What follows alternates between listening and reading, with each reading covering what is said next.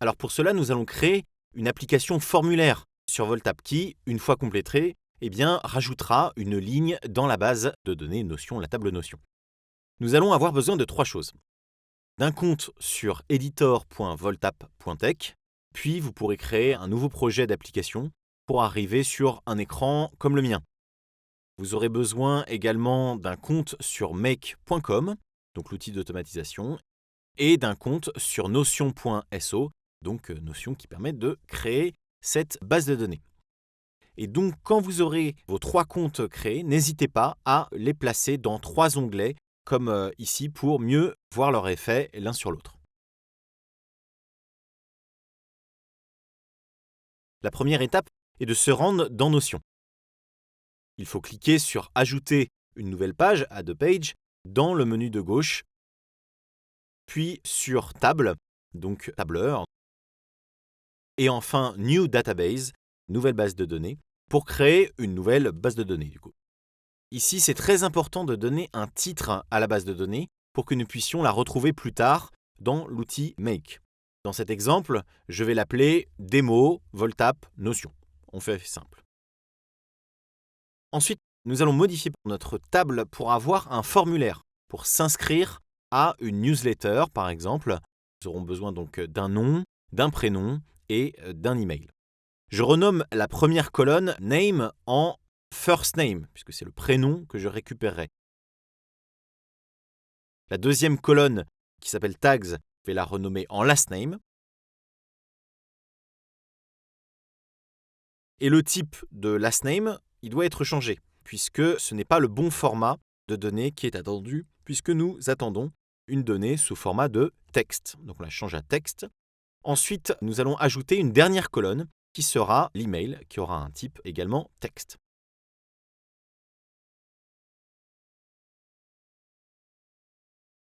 Voilà, maintenant notre base de données, notre table Notion est prête à recevoir la donnée de votre application Voltap. De retour sur Voltap, nous allons créer notre application formulaire. Donc Voltap est un appmaker, un créateur d'applications composé de briques de code qui sont appelées des nœuds, nodes en anglais. Donc nous allons aller dans le menu Node en haut et nous allons rajouter le nœud entrée de texte, input text en anglais, que l'on glisse dans la liste des nœuds qui est sur la gauche. Sur ce nœud input, donc, vous voyez sur la droite la petite case bleue. C'est une variable, c'est-à-dire que c'est un attribut dynamique qui va contenir la première donnée de notre formulaire, le prénom de la personne, donc le first name. Renommons cette variable donc first name. Modifions ensuite son placeholder, c'est-à-dire ce qui est affiché comme message par défaut pour que l'utilisateur sache ce qu'il y a à remplir dans ce champ. Créons ensuite 2 autres inputs en faisant de même pour chaque variable et chaque placeholder, donc pour last name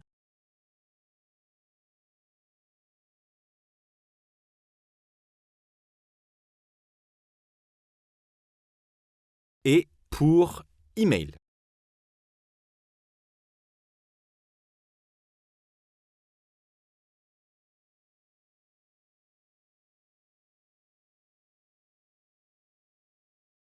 Enfin, créons un bouton pour que l'utilisateur valide le formulaire.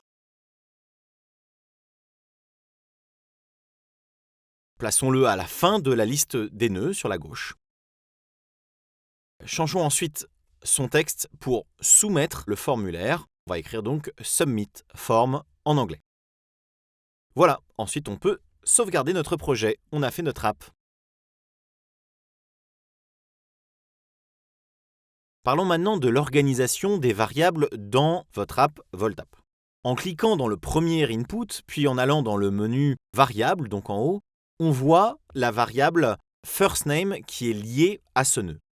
En effet, dans Voltap, par défaut, les variables sont liées à leur nœud afin de pouvoir facilement réutiliser un nœud dans une autre application en conservant ces variables, donc en conservant ces attributs dynamiques. Ici, ce que nous allons faire, c'est que nous allons faire remonter les variables dans le nœud parent, qui est le nœud app, en les faisant glisser au fur et à mesure tout en haut de la liste des nœuds. Donc nous allons prendre cette variable firstName et on va la faire glisser, non pas dans input, on va la faire remonter vers le nœud app. Donc on fait cela pour le premier input, pour le deuxième et puis le troisième.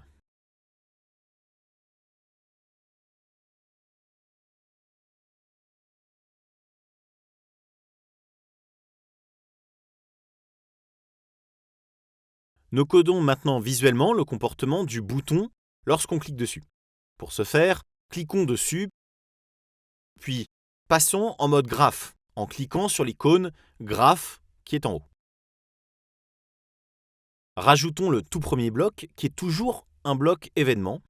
Ici, on va prendre le bloc clic.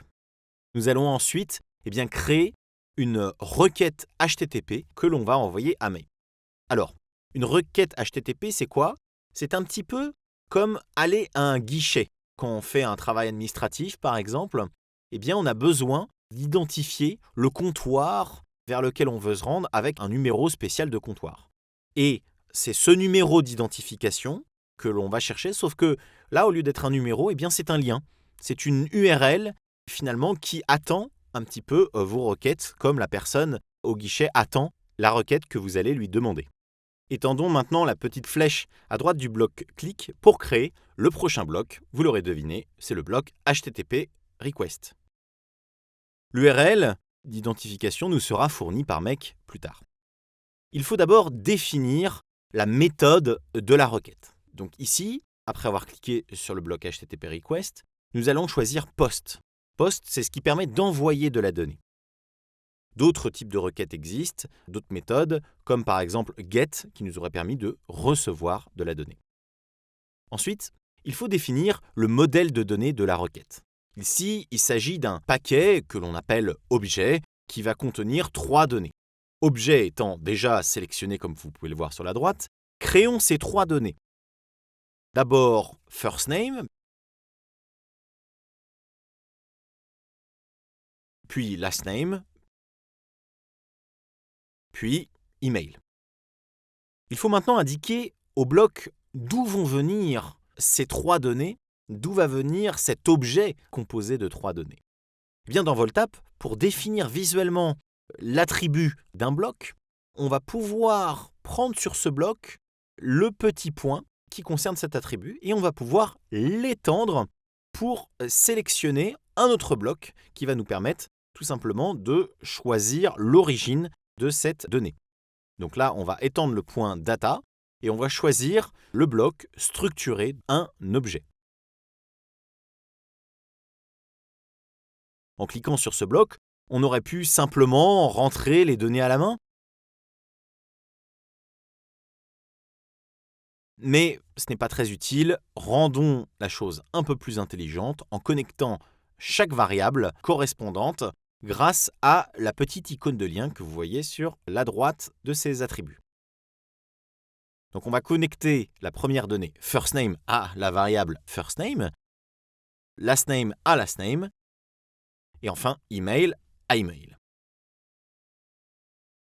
On peut sauvegarder et on va voir comment ça se passe maintenant dans Make. Make est un outil d'automatisation qui va en continu faire tourner un serveur pour vous, un ordinateur à distance tournant en continu, attendant les instructions déclencheurs que vous allez lui envoyer sur un outil pour créer automatiquement des instructions d'action sur un autre outil. Plus de 2000 applications sont disponibles pour automatiser l'envoi d'emails, de notifications ou encore la mise à jour d'un tableau, ce que nous allons faire du coup dans l'outil Notion.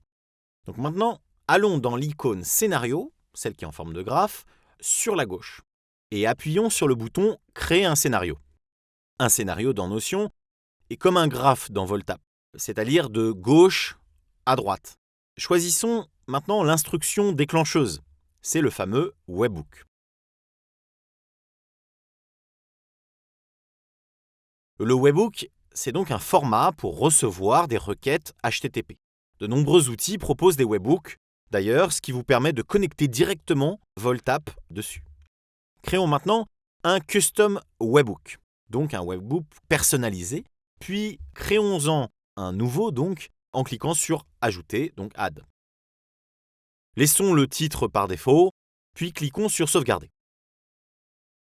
Make nous signale alors que le webhook est ouvert à toute requête HTTP qui aurait cette URL, donc l'URL en bleu. Nous pouvons alors la copier et la coller directement dans le bloc requête HTTP sur Voltap.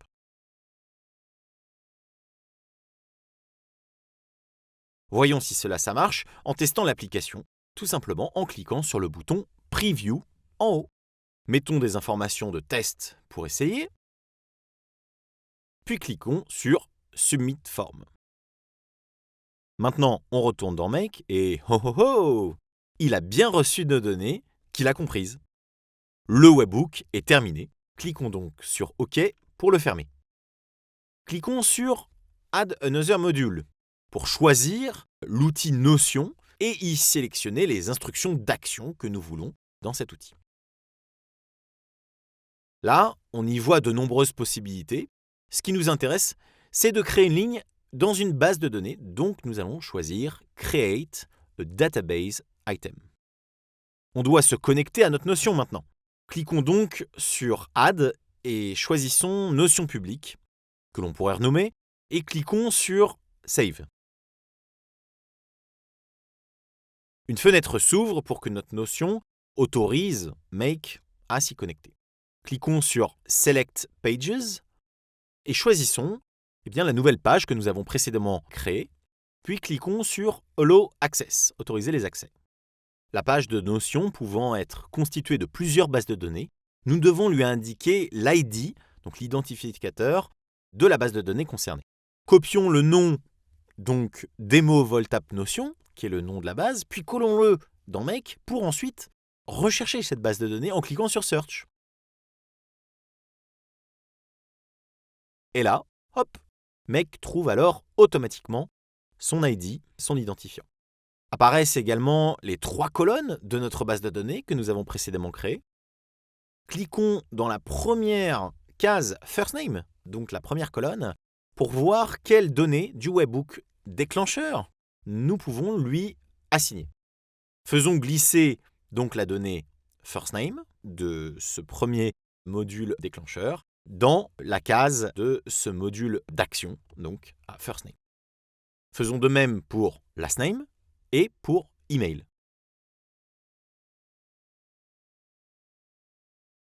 Et voilà, le scénario Make est désormais terminé.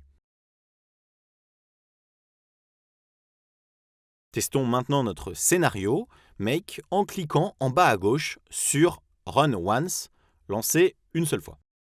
Make attend donc la fameuse requête HTTP. Validons une nouvelle fois notre formulaire sur Voltap.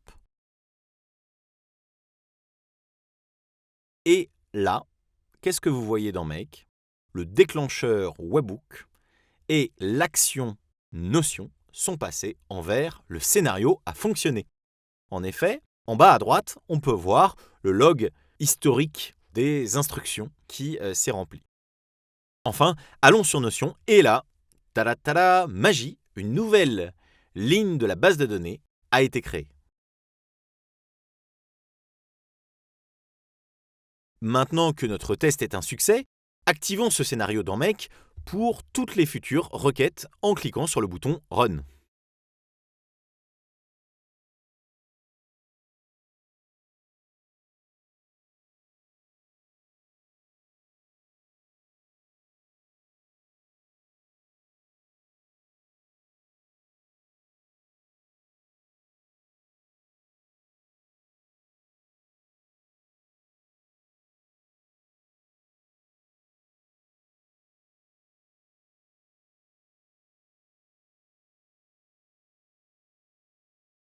Retournons dans Voltap pour une étape esthétique optionnelle, qui peut être pratique, rendre l'application centrée quelle que soit la taille de l'écran. Pour cela, cliquons sur le nœud Section à gauche, celui qui regroupe et organise les autres nœuds en dessous de lui. Puis, dans le menu des attributs à droite, choisissons dans la partie Layout de changer la largeur de l'option pour ne plus s'ajuster au contenu qu'il contient, c'est-à-dire au contenu des inputs, mais pour prendre un pourcentage de l'écran qui est à 100% par défaut. On fait la même chose pour la longueur de la section. Publions maintenant notre application pour la rendre disponible à tous en cliquant en haut sur le lien Publish. Si vous l'avez déjà fait comme moi, vous pouvez également indiquer les changements de cette version.